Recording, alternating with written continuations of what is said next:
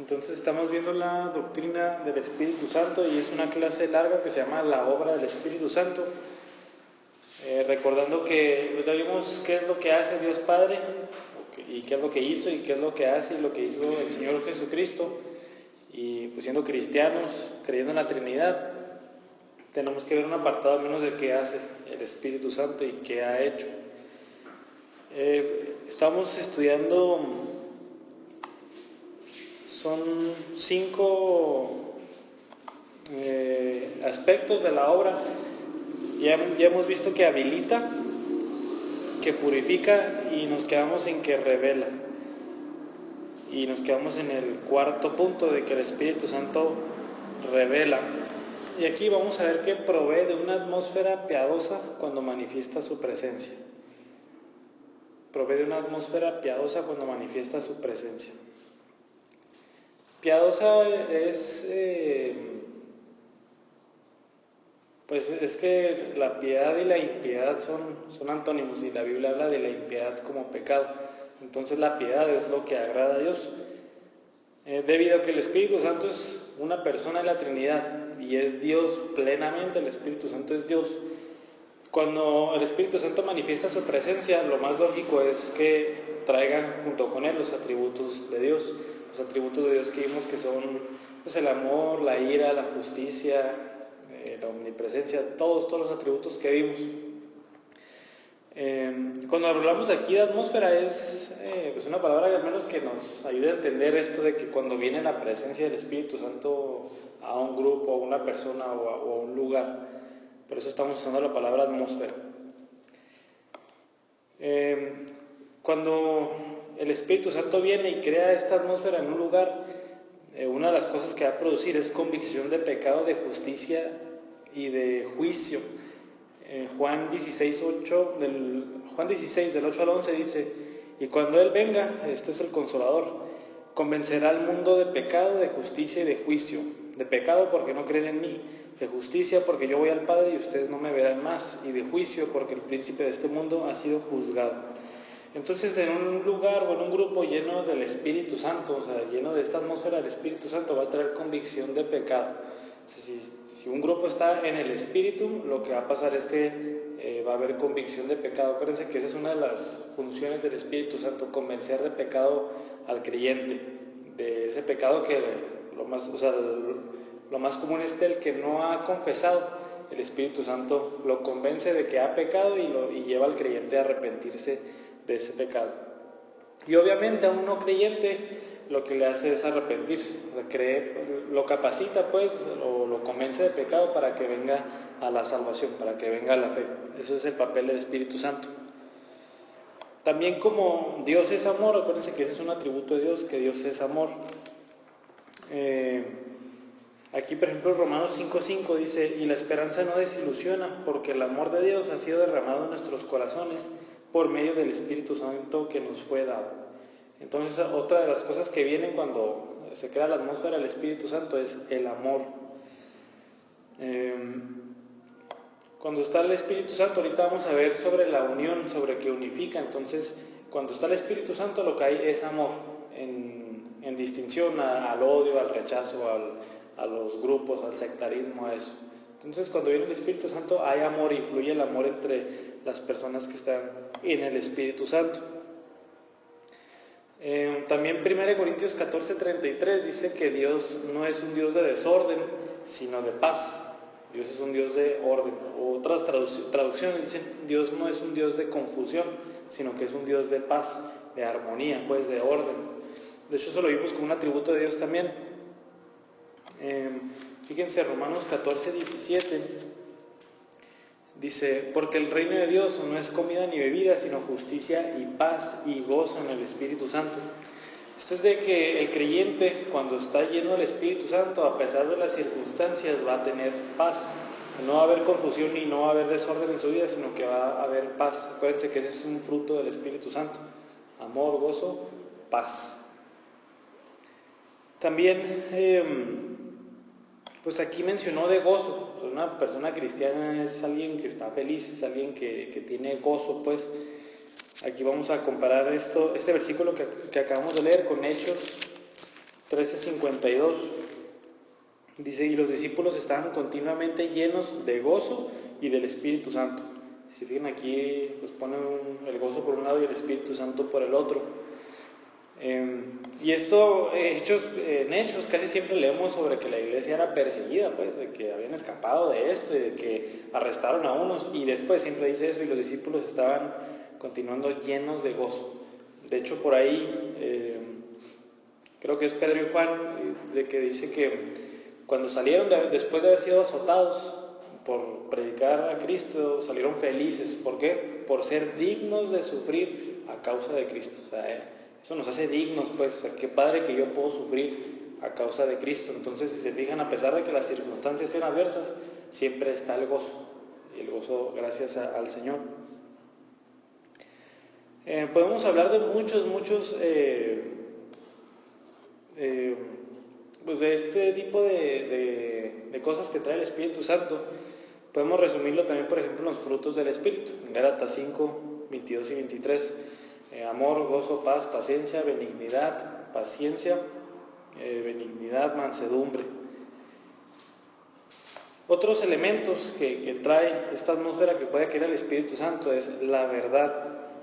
Ahí Juan habla mucho de que cuando venga el Espíritu Santo también va a haber verdad. Esto en distinción a la mentira. Entonces, el cristiano cuando está lleno del Espíritu Santo, lo que empieza a hacer obviamente es hablar con la verdad siempre.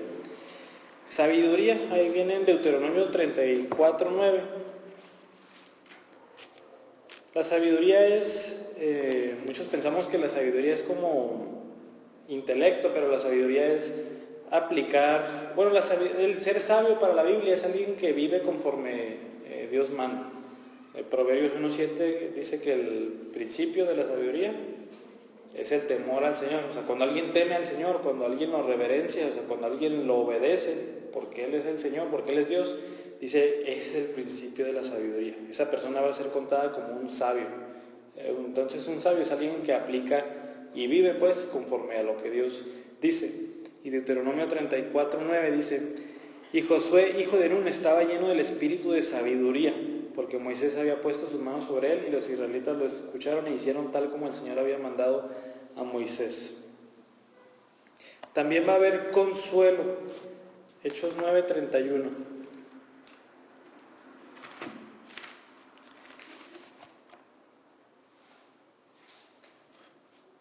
Dice, entre tanto la iglesia gozaba de paz por toda Judea, Galilea y Samaria, y era edificada. Y andando en el temor del Señor y en la fortaleza del Espíritu Santo, seguía creciendo. Acuérdense que esto es después de las persecuciones, la iglesia tenía gozo, entonces hay consuelo. O sea, siempre hay una esperanza. Esas palabras las podemos usar como sinónimas. Consuelo o esperanza. Y 2 Corintios 3:17 habla de libertad, que es un tema que vamos a ver en Gálatas, esta libertad en Cristo, que es ser libres de un yugo, y ese yugo es de las obras para agradar a Dios. Les digo que eso lo vamos a ver muy claro en Gálatas, pero una persona está esclavizada por naturaleza a tratar de agradar a Dios con nuestras obras, haciendo esto, haciendo lo otro, yendo acá o no yendo allá.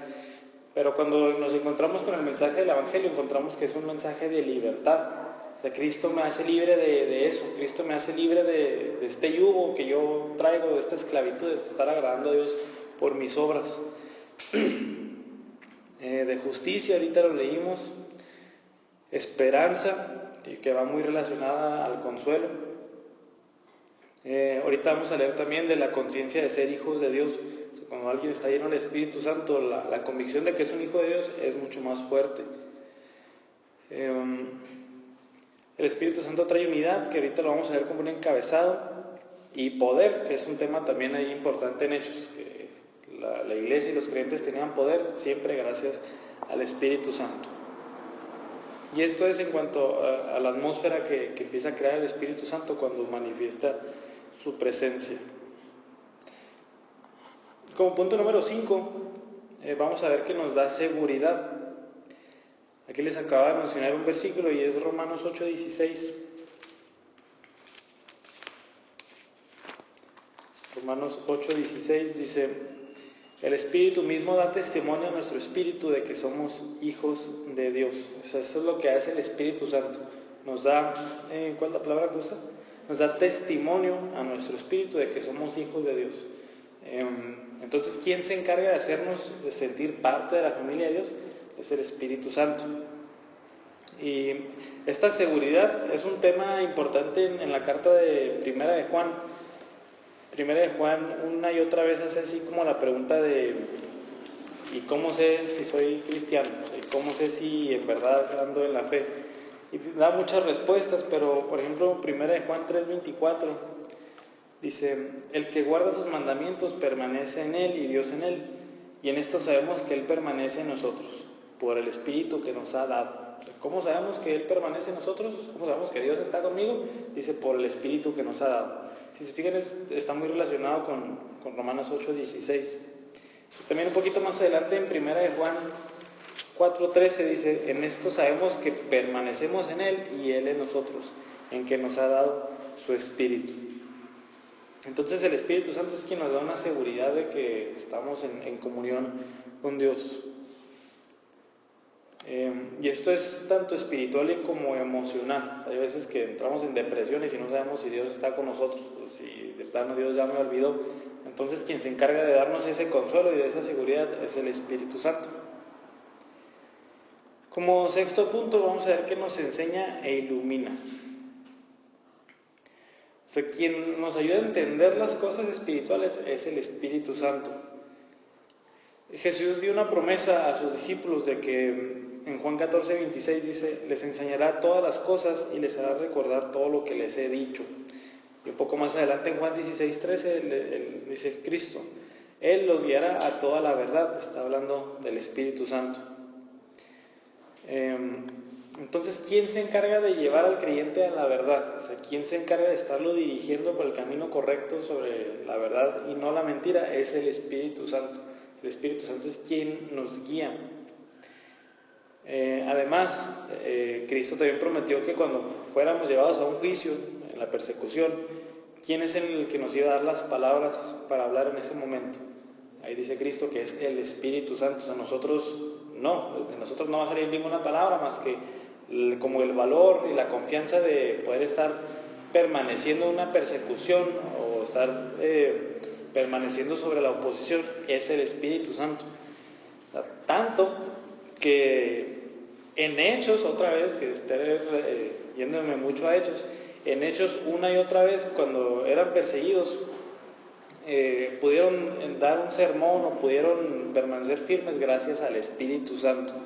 Entonces un cumplimiento de esas palabras del Señor Jesús la encontramos en Hechos. O sea, cada vez que los perseguían, un ejemplo es Pedro y Juan, estaba el Sanedrín completo ahí, les estamos ordenando, por ahí usa esa palabra, que no prediquen más a Jesús.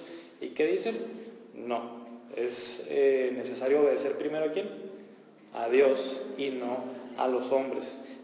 ¿Quién le hizo hablar esas palabras? Obviamente el Espíritu Santo. O sea, si tienes a un grupo de hombres con autoridad, si estás encarcelado y si te dicen, si lo vuelves a hacer te vamos a azotar mucho, el único que nos da el valor y la confianza de poder decir esas palabras es el Espíritu Santo. Ya sabemos que si no estuviera el Espíritu Santo nos echaríamos para atrás inmediatamente. Se quedan maravillados con las palabras que... porque no eran personas estudiadas, Sí. como para hablar así. Exactamente, o sea, estos eran galileos. Los galileos tenían la fama como de no haber recibido ningún estudio. O sea, ¿de dónde sacan estas palabras? O sea, ¿de dónde? ¿Y cuál es la respuesta? Y ahí va implícito en el pasaje, si es que no lo dice, es nada más por el Espíritu Santo que los hizo hablar esas palabras en ese momento. Hablando todavía de que el Espíritu Santo enseña e ilumina, hay unos relatos especiales cuando el Espíritu Santo le reveló cosas directamente a algunas personas. El primero lo vemos en Lucas 2:26, con una persona que se llamaba Simeón.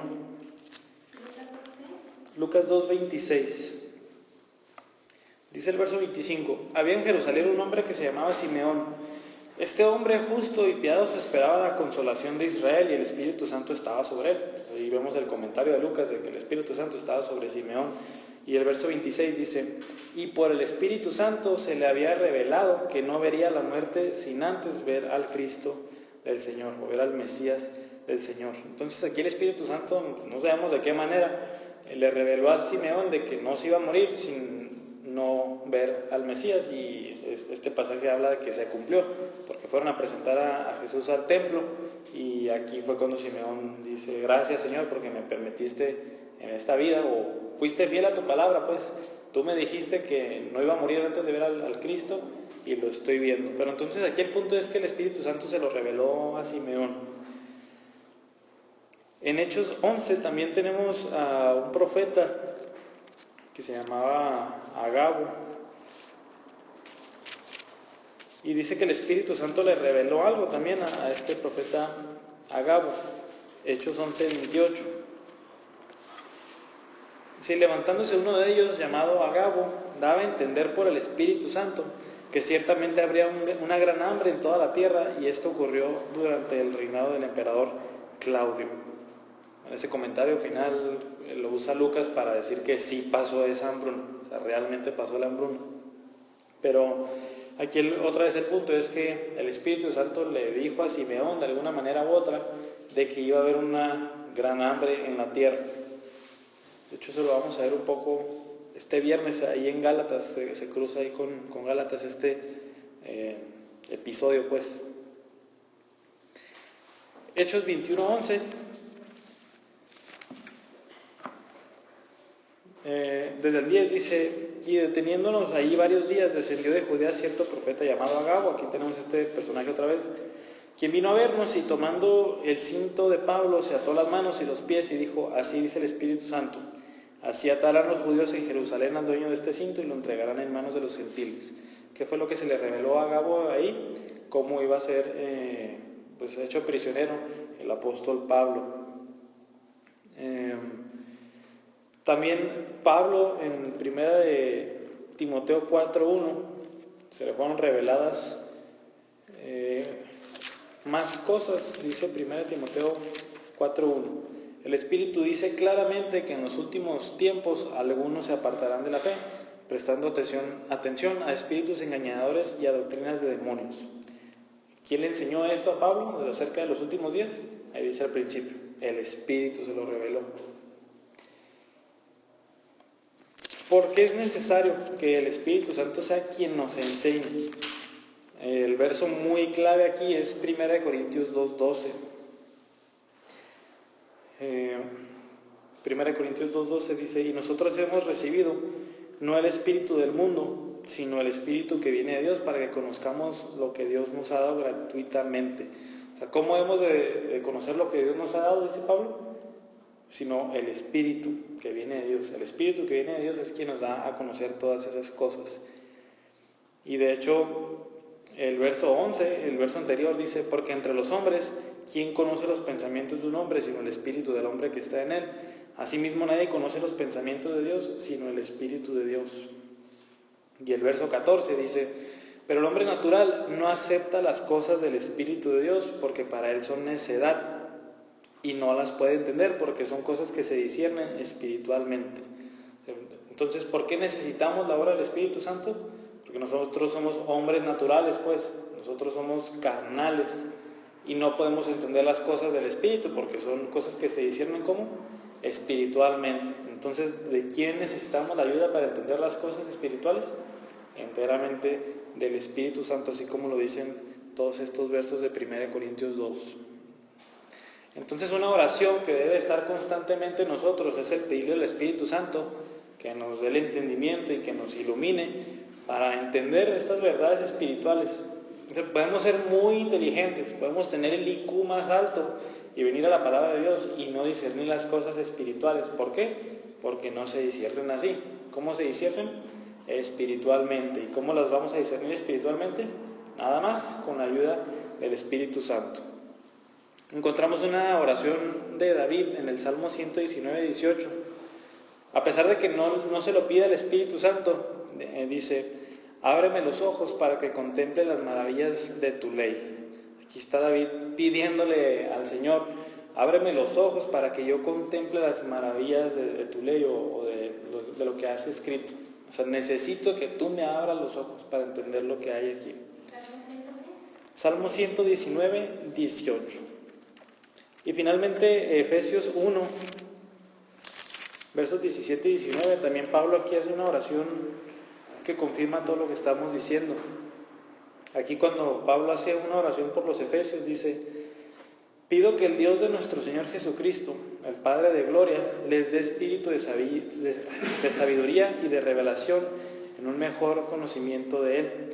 Mi oración es que los ojos de su corazón les sean iluminados para que sepan cuál es la esperanza de su llamamiento, cuáles son las riquezas de la gloria de su herencia en los santos y cuál es la extraordinaria grandeza de su poder para con nosotros los que creemos, conforme a la eficacia de la fuerza de su poder.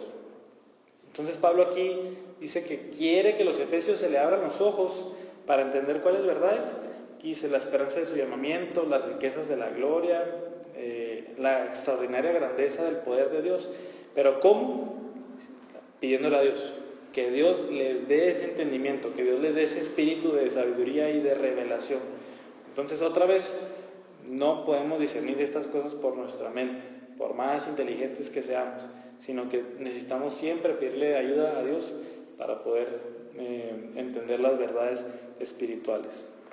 De hecho, ahí me acabo de acordar un versículo de cuando le dice Cristo: oh Padre, te doy gracias porque estas cosas no las revelaste a los sabios o a los más inteligentes, sino a quienes, sino las has revelado a los más débiles, pues. Pero ahí, ¿a quién le atribuye Jesús esa obra de entender las verdades espirituales? Al Padre. O sea, tú se las has revelado, ellos no las han entendido. Y de hecho contrasta como lo necio del mundo y lo que pues, consideramos como grande, a los sabios, los inteligentes. Y Jesús dice: gracias porque se las revelaste a los que no son inteligentes, pues porque la obra esa depende de ti, nada más, no depende del ser humano. Una duda con estos 3 puntos sobre el tema de que el Espíritu Santo revela. Si no, vamos a pasar a la penúltima obra, y es que el Espíritu Santo unifica. El Espíritu Santo unifica. Yéndonos al sermón más famoso de Pedro en Hechos 2, desde el verso 16, aquí dice Pedro esto: sino que esto es lo que fue dicho por medio del profeta Joel, y dice: y sucederá en los últimos días, dice Dios, que derramaré mi espíritu sobre toda carne, y sus hijos y sus hijas profetizarán, sus jóvenes verán visiones, y sus ancianos soñarán sueños. Y aún sobre mis siervos y sobre mis siervas derramaré de mi espíritu en esos días, y profetizarán. Aquí Pedro está citando a Joel, así como él dice, y es Joel 2, del 28 al 32. Pero aquí quiero que noten algo. La profecía de Joel dice que el Espíritu Santo va a ser derramado no en los líderes de la iglesia, no en Moisés, no en alguien así, en una figura importante. Si prestamos ahí atención al texto, dice: a sus hijos y a sus hijas, a los jóvenes, a los ancianos, mis siervos y mis siervas. Esto está abarcando absolutamente a todos, absolutamente a todo el grupo de creyentes. Entonces desde ahí ya vemos que el Espíritu Santo no hace como que diferencias, pues todos reciben el Espíritu Santo, todos reciben, ahorita vamos a estar viendo dones, o sea, todos reciben algo del Espíritu Santo. No hay un creyente que digas: no, es que él no tiene el Espíritu Santo. No, claro que lo tiene. Él tiene sus dones, él tiene su porción, o sea, pero todos tenemos el mismo Espíritu. Aquí mismo en Hechos 2, cuando se habla como de la primera foto, del primer retrato de la iglesia, en Hechos 2:44, dice: todos los que habían creído estaban, ¿cómo?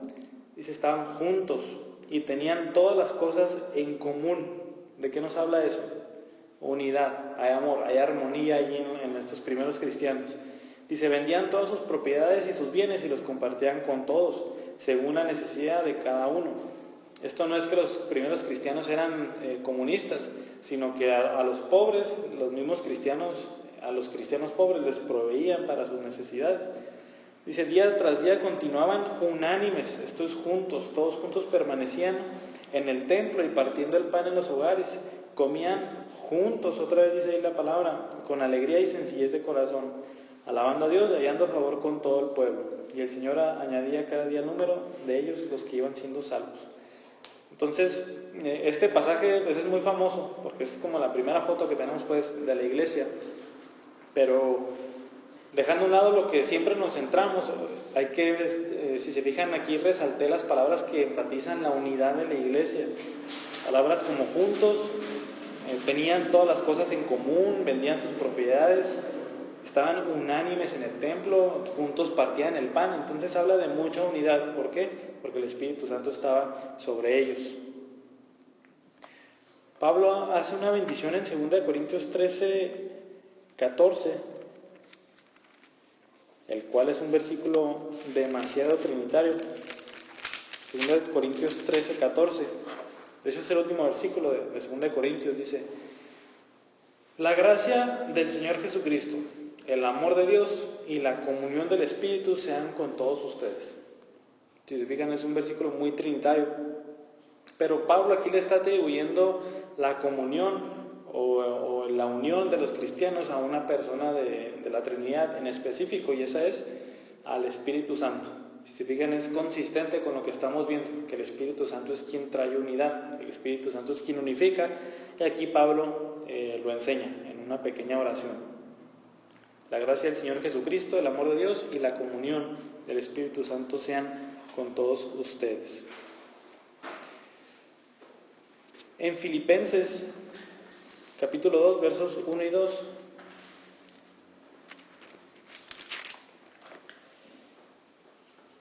aquí Pablo hace un llamado a la humildad y a la unión. Dice: por tanto, si hay algún estímulo en Cristo, si hay algún consuelo de amor, si hay alguna comunión del Espíritu, si algún afecto y compasión, haga completo mi gozo, siendo del mismo sentir, conservando el mismo amor, unidos en espíritu, dedicados a un mismo propósito. Este es un mandato pues de Pablo a los filipenses. Dice que ahí dejen, de hecho si seguimos leyendo, dice: no haga nada por egoísmo o por vanagloria, sino que con actitud humilde cada uno de ustedes considera al otro como más importante que a sí mismo, no buscando cada uno sus propios intereses, sino más bien los intereses de los demás. Aquí parece que había algunas disensiones en la iglesia de Filipos, y Pablo dice: no, o sea, ámense unos a los otros, estén en la unidad en el Espíritu. Dicen: no hagan nada por egoísmo, sino háganlo más bien por los demás. No busquen lo suyo, sino que busquen lo de los demás. Entonces aquí es una exhortación a ser unidos. Y en el verso 1 es cuando dice: si hay alguna comunión del Espíritu. O sea, otra vez aquí se le atribuye la unión, el amor y la comunión al Espíritu Santo. Si nos vamos a Efesios, vamos a encontrar una serie de versículos una y otra vez. Sí. Lo de los filipenses, bueno, ahorita que se dirige aquí a los filipenses, como que les está hablando acerca de los primeros, como en los hechos de los apóstoles, que todo, o sea, sus bienes eran viviendo igual que los primeros. O sea, había una diferencia ya de años entre los filipenses y los hechos de los apóstoles. No tanto, pero Sí como ejemplo, porque está sí, lo mismo que, sí. O sea, que ejemplo de los hechos. De hecho, ahí después es cuando da el ejemplo de Cristo, que tenemos este pedazo que parece que es un himno muy temprano.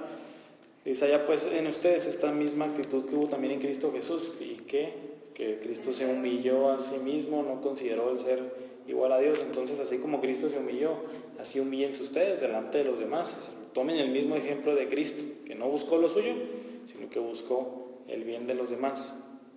Pero sí, podemos poner los paralelos pues a la iglesia en Hechos 2 y de Filipenses, y encontramos casi las mismas palabras ahí de unión, de comunión, estar juntos en amor.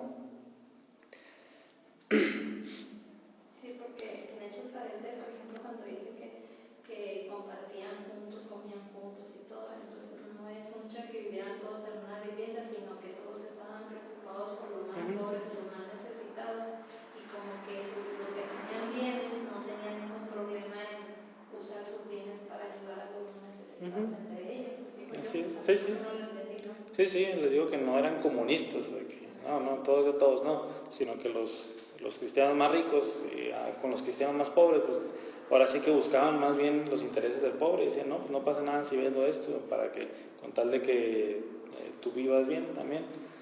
Y pues otra vez nos habla de mucha unidad, o sea, definitivamente el Espíritu Santo estaba pues, obrando muy tremendamente ahí en la primera iglesia y así debería de seguir obrando ahorita. Efesios 2:18 dice, porque por medio de Cristo los unos y los otros tenemos nuestra entrada al Padre en un mismo espíritu. Y aquí está contrastando, como siempre, entre los judíos y los gentiles. Aquí Pablo dice, por medio de Cristo los unos y los otros, o sea, tanto los judíos como los gentiles, tenemos nuestra entrada al Padre. O sea, si son judíos o si son gentiles, hay una misma entrada hacia el Padre. O sea, no hay dos entradas diferentes. No, aquí Pablo está diciendo, no hay una diferencia entre ellos dos. Los dos grupos van al Padre por el mismo camino. Y dice, en un mismo espíritu.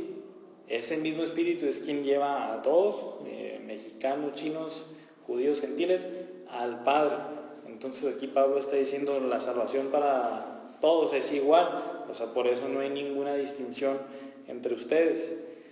Aquí un poquito más adelante en el verso 22 dice, en Cristo también ustedes son juntamente edificados para morada de Dios en el Espíritu Santo. Y un poquito más adelante en Efesios 4:3 dice, esforzándose por preservar la unidad del Espíritu en el vínculo de la paz. Esta es otra exhortación.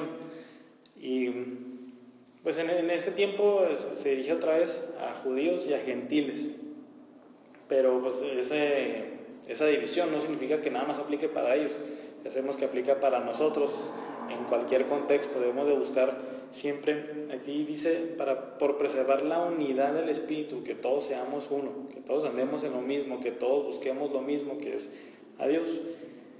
Pero otra vez dice la unidad del Espíritu, siempre está el Espíritu Santo, si se fijan ahí, en la unidad, en la unión, en la paz, en la armonía. También en 1 Corintios 12, cuando Pablo aquí habla sobre los dones del Espíritu Santo, o más bien los dones que nos da el Espíritu Santo, aquí nosotros carnalmente esperaríamos que Pablo, como dice, al Espíritu Santo a este le da esto, a este le da esto, el Espíritu Santo le reparte a cada quien como él quiere. Muchos esperaríamos, bueno, pues va a ser un despapalle, pues como cada quien tiene lo suyo, pues no se van a poner de acuerdo. Pero la conclusión de Pablo es totalmente diferente, el verso 21. Desde el 20 dice, sin embargo hay muchos miembros, pero un solo cuerpo. Aquí es cuando Pablo usa la imagen del cuerpo para ilustrar a los cristianos. 1 Corintios 12, 20. Aquí dice Pablo, uno es el ojo, uno es la mano, otro es el brazo, otro es la rodilla. Y dice en el 21, y el ojo no puede decirle a la mano, no te necesito, ni tampoco la cabeza a los pies, no los necesito. Pero esto es muy absurdo, ¿verdad? Es como si la mano fuera independiente y le dijera a la otra mano, no te necesito. Ya sabemos que con una mano podremos hacer mucho menos cosas. O como si la cabeza le dijera a los pies, ¿sabes qué? No te necesito para nada. Y luego, ¿cómo se va a mover la cabeza? Entonces aquí es la imagen que está trayendo Pablo. O sea, todos nos necesitamos. Todos necesitamos de otros. El Espíritu Santo ha dado los dones como a Él le ha placido, pero no es para que cada quien se vaya por su rienda. No, al contrario, el Espíritu Santo los dio así para que se junten y juntos cumplan el propósito de Dios para ustedes. Fíjense en el verso 11 también aquí. Vamos a leer del verso 8 porque dice, pues a uno les he dado palabra de sabiduría por el Espíritu, a otro palabra de conocimiento según el mismo Espíritu, a otro fe por el mismo Espíritu, a otro dones de sanidad por el único Espíritu, a otro poder de milagros, a otro profecía, a otro discernimiento de espíritus, a otro diversas clases de lenguas y a otro interpretación de lenguas. Pero ¿cuál es la conclusión de Pablo ahí en el verso 11? Pero todas estas cosas las hace uno y el mismo Espíritu, distribuyendo individualmente a cada uno según su voluntad. Entonces aquí no hay desunión porque el mismo Espíritu que le dio a esta persona esto, ese mismo Espíritu le dio a esta persona otra cosa.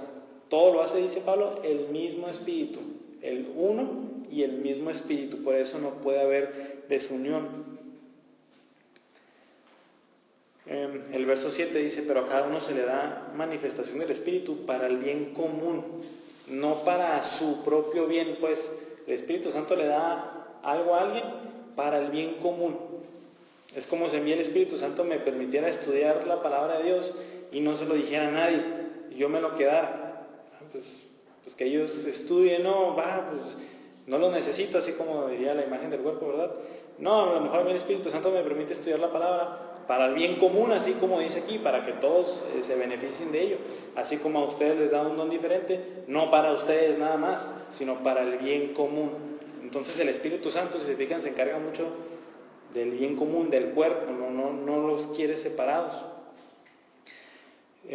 Verso 13, pues por un mismo Espíritu todos fuimos bautizados en un solo cuerpo, ya judíos o griegos, ya esclavos o libres, a todos se nos dio a beber del mismo Espíritu. ¿Qué está diciendo aquí? Más unión, no importa de qué estrato social seas, no importa cuál sea tu raza, el Espíritu Santo a todos nos ha bautizado en un mismo bautismo, pues a todos se nos dio a beber del mismo Espíritu. Entonces por eso dice que ya no hay diferencia alguna entre todos los creyentes.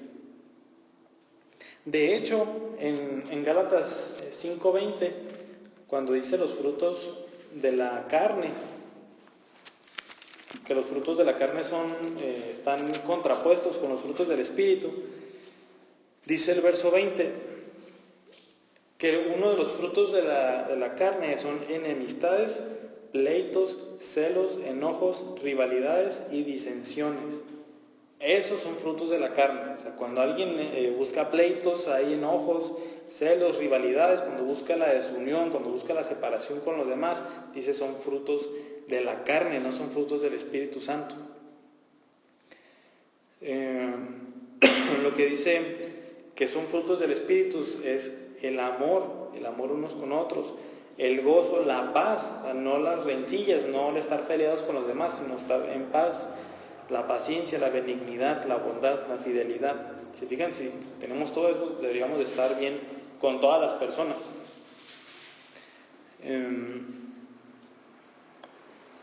Y finalmente, Colosenses 3:14.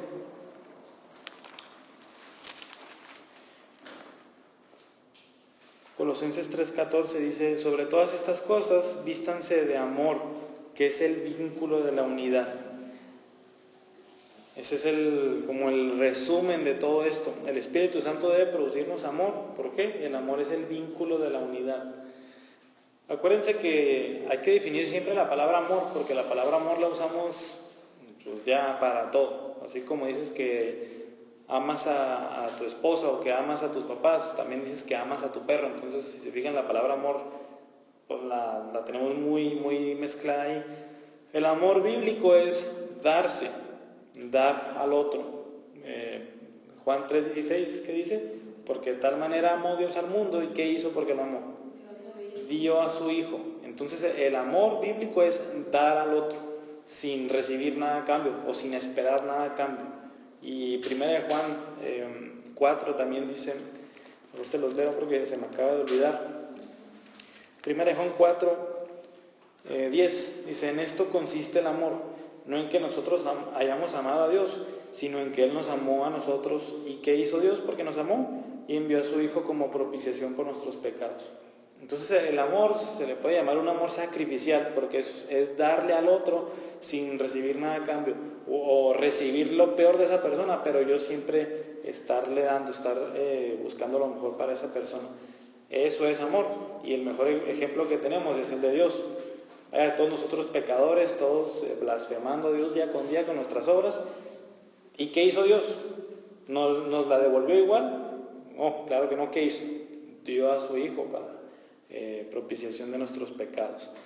Entonces el amor, aquí dice Colosenses 3:14, es el vínculo de la unidad. O sea, si nosotros practicamos ese amor, va a haber unidad donde quiera que estemos. Entonces cuando el Espíritu Santo está trabajando muy fuertemente en una iglesia, una de las evidencias va a ser el amor y la unidad. esa va a ser una de las respuestas inmediatas que va a haber si el Espíritu Santo realmente está mostrando su presencia.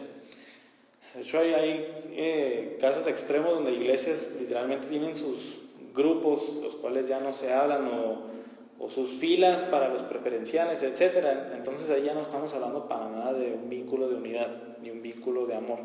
Entonces cuando está el Espíritu Santo, todos compartimos exactamente todas las cosas, todos buscamos un bien común y todos buscamos al mismo Señor que nos unió a Él con un mismo Espíritu. Entonces, esta es la obra del Espíritu Santo, como que unifica, pues, que une. La semana que entra vemos el quinto punto. Si se acuerdan, el quinto punto es que estos actos del Espíritu Santo que hemos visto hasta ahorita, el Espíritu Santo nos puede dar una evidencia fuerte de eso o muy débil, y eso acuérdense que va a depender según nosotros respondamos. Todo lo que hemos visto son obras del Espíritu Santo, pero el Espíritu Santo se manifiesta más o se manifiesta menos en una persona según su obediencia, y ese es el punto que vamos a ver la semana que entra. Y así terminamos con la obra del Espíritu Santo. ¿Hay una duda con lo que vimos hoy? De que el Espíritu Santo, cuando manifiesta su presencia, empieza a brotar la justicia, el amor, la paz, el orden, que nos da seguridad, que nos enseña y que nos ilumina, que es el Espíritu Santo quien nos ayuda a entender, pues, las verdades espirituales, y sobre que el Espíritu Santo unifica. ¿No? ¿Todo bien? Pues vamos a cerrar con una oración entonces. Señor, gracias porque tu Espíritu Santo pues quien nos da la seguridad de que nosotros somos tus hijos. La pregunta que dice Juan es: ¿cómo sabemos que tú permaneces en nosotros y nosotros en ti? La respuesta es por el Espíritu Santo que tú nos has dado. Te pedimos que tu Espíritu Santo constantemente nos esté recordando que somos tus hijos y que estamos unidos a ti. También te pedimos que siempre tengamos una actitud de humildad para pedirte siempre tu ayuda para discernir estas verdades espirituales. Señor, no permitas que el estudiar tu palabra se convierta en un ejercicio mental, porque sabemos que no vamos a sacar absolutamente nada de provecho en ello, sino que, así como David, te pedimos que nos abras los ojos para entender todas las maravillas que están en tu ley. Siempre, Señor, ayúdanos a tener esa actitud de humildad. Y también, Señor, que el Espíritu Santo siempre nos mueva a la unidad, que en esta iglesia siempre estamos buscando la unidad, la comunión unos con otros y el bien común, que dependiendo de los dones que tú nos hayas dado, que no lleguemos al extremo de decir que como ojo no necesitamos a las demás partes del cuerpo, sino que en lugar de eso entendamos que somos un cuerpo y que juntos buscamos el agradarte y el glorificarte. Señor, ayúdanos a entender siempre que el amor es el vínculo de la unidad, y ayúdanos a estar trabajando en ese amor sacrificial, en ese amor que nada más busca darle al otro y sin recibir nada a cambio, y aún recibiendo aún lo peor del otro. Que tu Espíritu Santo trabaje siempre en nosotros, y Señor, ayúdanos siempre a depender de tu Espíritu Santo, porque a lo mejor no conocíamos todas estas cosas que hace, pero ahora que las conocemos ya somos responsables de estar conscientes de cada una de ellas. Te damos gracias. Amén.